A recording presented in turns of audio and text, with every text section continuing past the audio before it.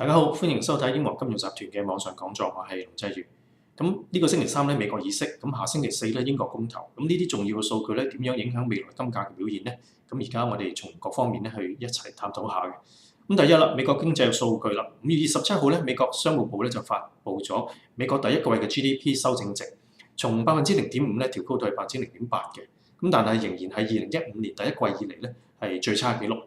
咁6月3號啦，美國公布5月份嘅非農業新增職位咧係只有38,000個，咁遠係低於市場預期嘅162,000個嘅，咁亦都係近6年嚟咧係最低嘅水平。嗱，呢啲數據咧顯示美國嘅經濟增速啦同埋就業情況咧都係轉差嘅。咁第二啦，美聯儲官員嘅口風啦，咁美國就業數據公布咗之後咧，亞特蘭大聯儲銀行嘅總裁咧洛克哈特咧係指出，美國就業數據疲弱嘅，咁美國聯儲局咧至少咧應該係等到7月份咧先至再考慮加息嘅。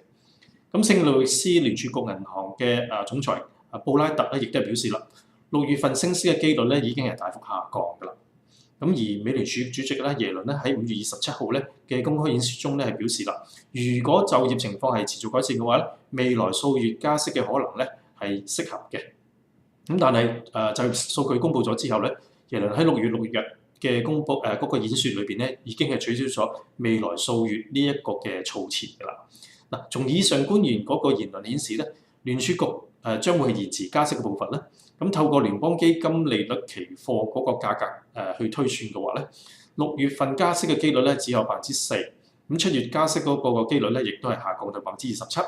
咁市場預期啦，9月以後加息嘅機率咧係最大可能啦。咁第三啦，英國公投。呢個公投咧將會喺6月23日咧舉行啦，咁決定係留歐又或係斷歐嘅。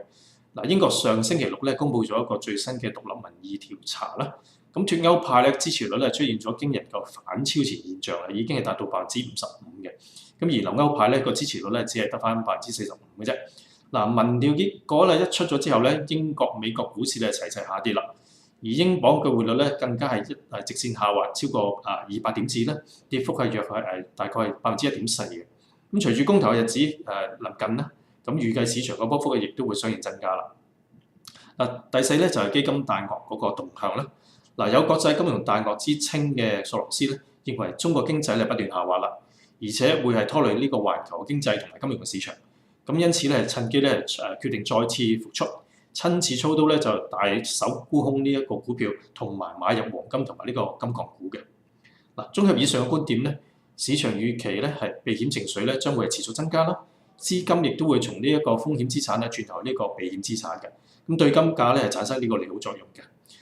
金價咧有望咧就喺本星期裏邊咧再次挑戰呢個今年嘅高位咧1300蚊美金啦。如果成功突破呢個價位之後咧，未來咧係有機會挑戰1390蚊美金嘅。今集嘅網上講座就到此為止嘅。咁如果大家有咩問題嘅話咧，歡迎聯絡我嘅。多謝各位。